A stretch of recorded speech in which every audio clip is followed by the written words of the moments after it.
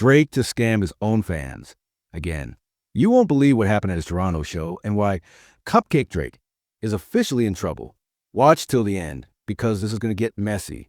Now listen, people are already upset with me, and they're only going to get angrier as I expose the scheme Drake has been using to scam his fans.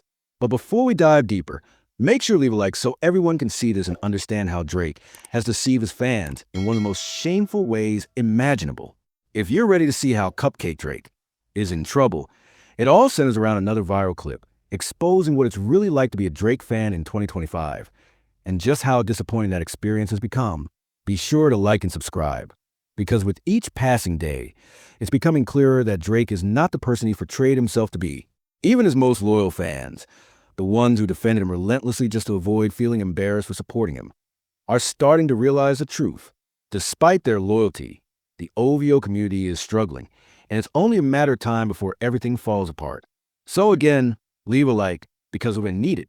Today, we're looking at yet another example of how terrible the Drake experience has become. What we're examining here are recent moments tied to something Drake organized, something that deceived a portion of his fan base. These fans bought tickets and even traveled, expecting one thing, only to receive an experience completely different from what was promised. Specifically, this all went down at the end of October, when Drake and OVO organized a series of shows for none other than Vybz Kartel, his first performances ever in Toronto, promoted as part of his welcome home run of concerts.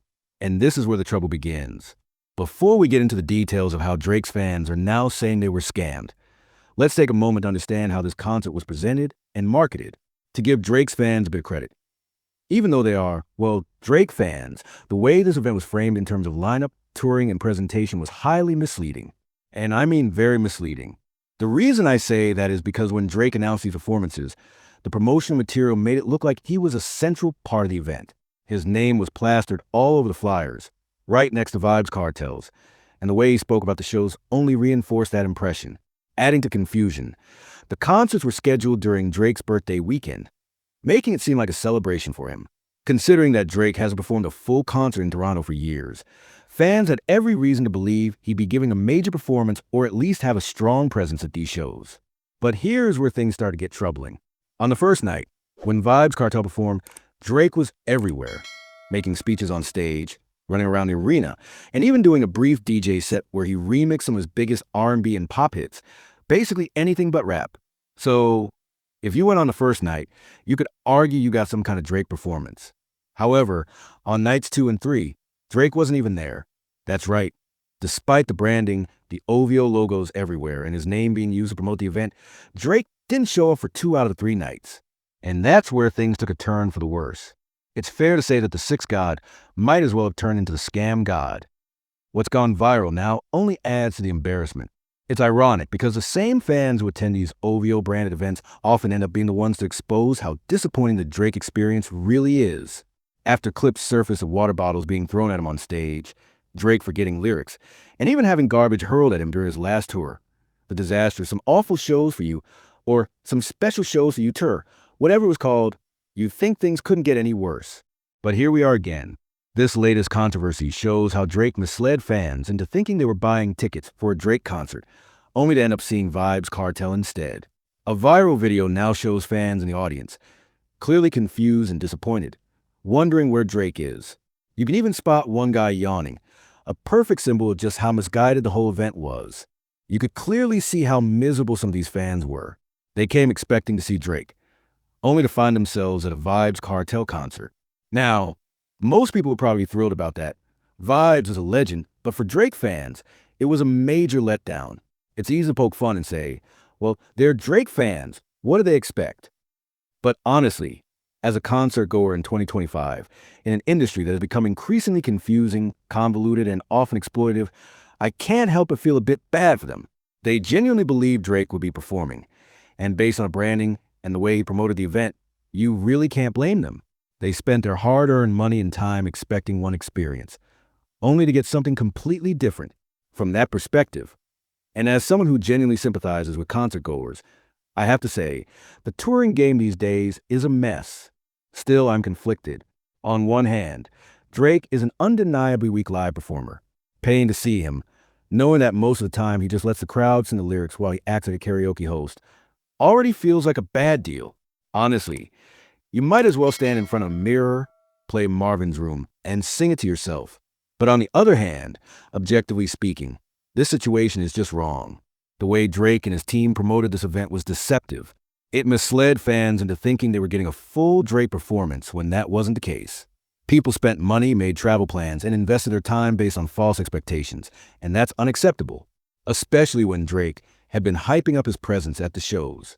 The fact that he didn't even show up for night 2 or night 3 makes it worse.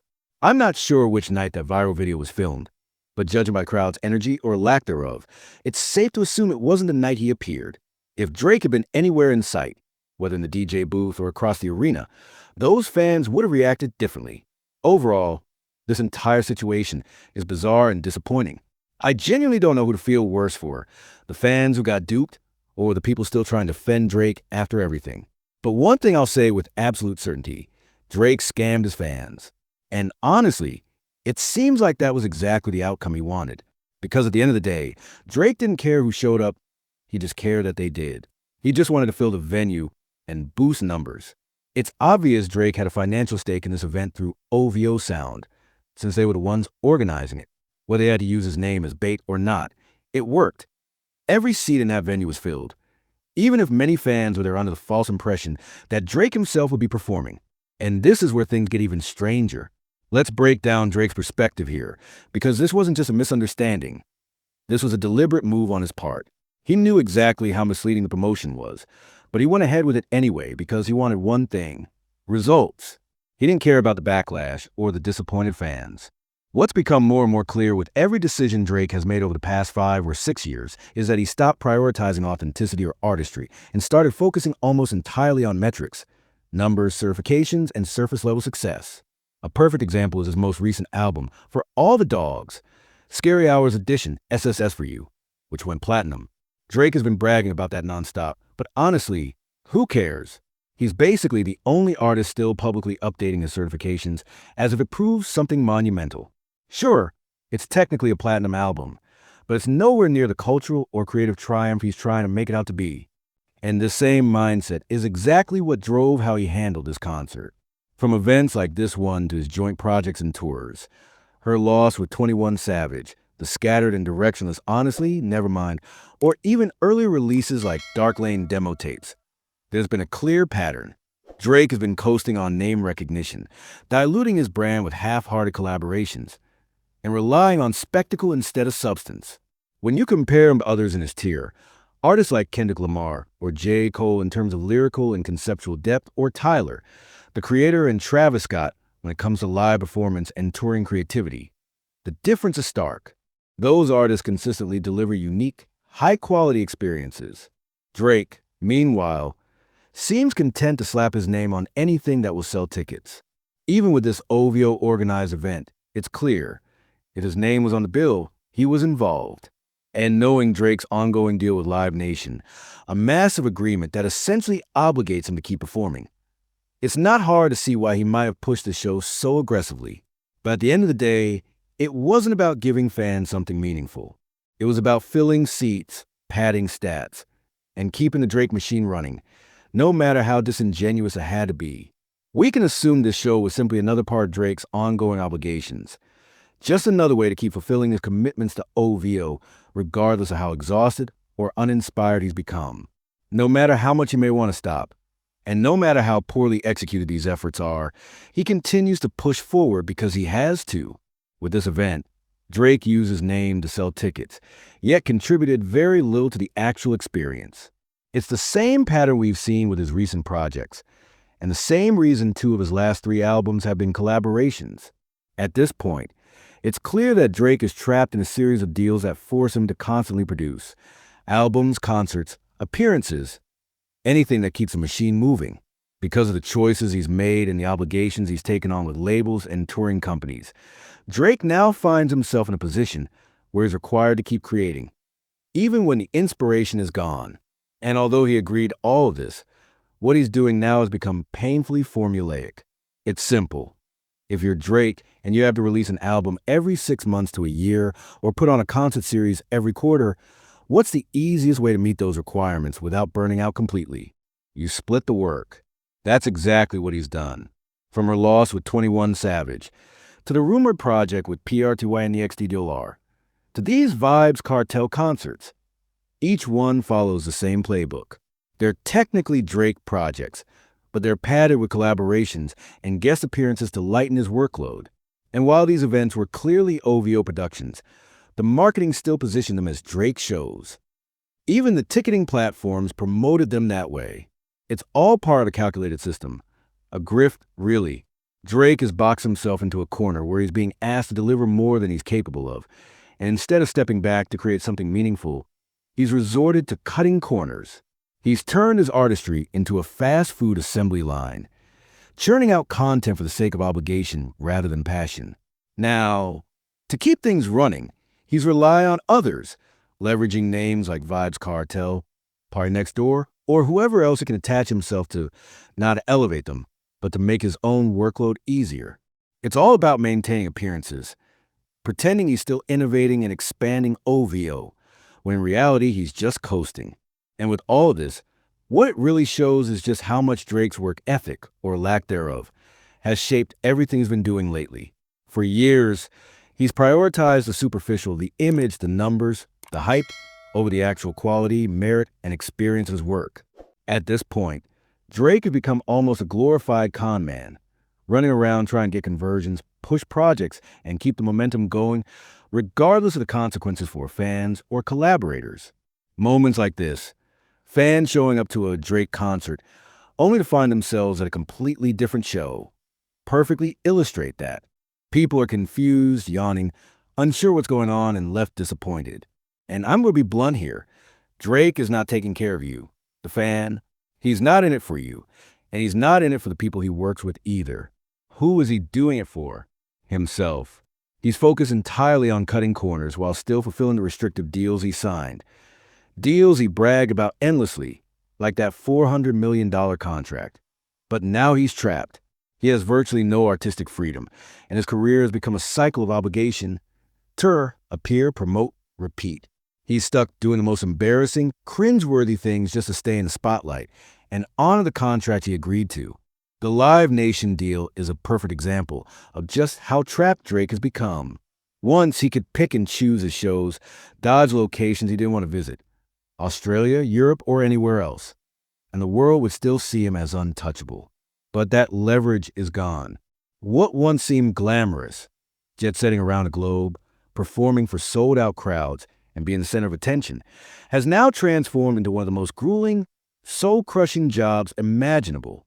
And it's especially ironic considering the persona Drake has built over the years, a life of privilege, luxury, and effortless cool.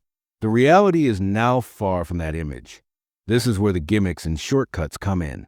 To keep the machine running, Drake splits his workload across collaborators, leans heavily on other artists, and markets events under his own name, even when he's barely involved.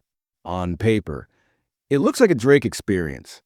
Every flyer, every social post, every ticketing platform screams his name. But in reality, fans are left misled, disappointed, and realizing just how hollow the Drake experience has become. Here's the hard truth. Right now, this is a reality of Drake. He's running a machine for himself at the expense of everyone else involved, fans, collaborators, even the integrity of his own brand. And if you're a fan, this is the first time you might be seeing it so clearly. And make no mistake, this isn't going to stop. Drake will keep doing this until he physically can't, or until contractually he's no longer obligated to. His career is in a precarious state, a position he largely created himself. Because of that, he's forced to rely more and more on these gimmicks and tricks to maintain relevance, revenue, and momentum. He can no longer rely solely on the quality, merit, or integrity of his work. That's the reality. What we're seeing here is Drake spiraling. He's doing whatever sloppy, half-baked thing he can just to grab a moment or maintain an edge, even if it comes at the expense of his fan base. And here's a funny, yet telling side note. Right before this controversy went viral, a fake thread appeared online showing Drake supposedly giving a fan advice about quitting their job. Even though the messages were fake, they perfectly captured a performative empathy that seems to define his current relationship with fans, appearing to care, while really prioritizing his own agenda. No matter how you try to rationalize it, this behavior cannot be defended. And if fans continue to excuse it, that's exactly why Drake will keep misleading and, in essence, scamming his audience, probably benefiting from it far more than from genuine artistry or meaningful work. His reputation for quality and integrity has clearly taken a backseat, if it exists at all. If Drake has to lean on these gimmicks to lighten the burden of his obligations, the endless albums, performances, appearances, and tours, it's a mess entirely of his own making. He built this machine, and now he has to live with the consequences. But let's not forget the real victims here, the fans. The people who showed up expecting a Drake concert, only to be left lost, confused, and utterly disappointed. They are the ones paying the price for his shortcuts and theatrics. So here's the hard truth for anyone still trying to defend him. If you're standing by Drake, flipping the narrative, or even arguing that giving fans a subpar experience is some kind of rebellion against the industry, then you're so far removed from reality that it's hard to even have this conversation with you. But for everyone else, the fans who attended, invested their time and money, and walked away disappointed, you have every reason to feel frustrated. Because make no mistake, this is what's happening. If you continue to support these actions, you are partly responsible for one of the greatest downfalls in music history playing out right before our eyes. And trust me, it's only going to get worse from here. That's all I've got for today. I want to hear your thoughts on the Iceman turning into the Scam Man, Drake misleading his fans, promising one thing at an OVO event, and then completely failing to deliver. What do you think about this shift in his career? Is this the new reality for Drake? Or is there still a chance he can turn things around? If you've made it this far in the video, do me a favor and leave a like and subscribe. It really helps me out, and I genuinely appreciate it. I hope you have a fantastic day and an even better rest of your week. And if you want to stick around a little longer, you absolutely have to check out yesterday's video. It's one of the funniest things I've ever covered. You get to see Drake completely crash out, get kicked out of club, and look like an absolute joke. Honestly, it might be the worst moment we've ever seen from him, and you really don't want to miss it.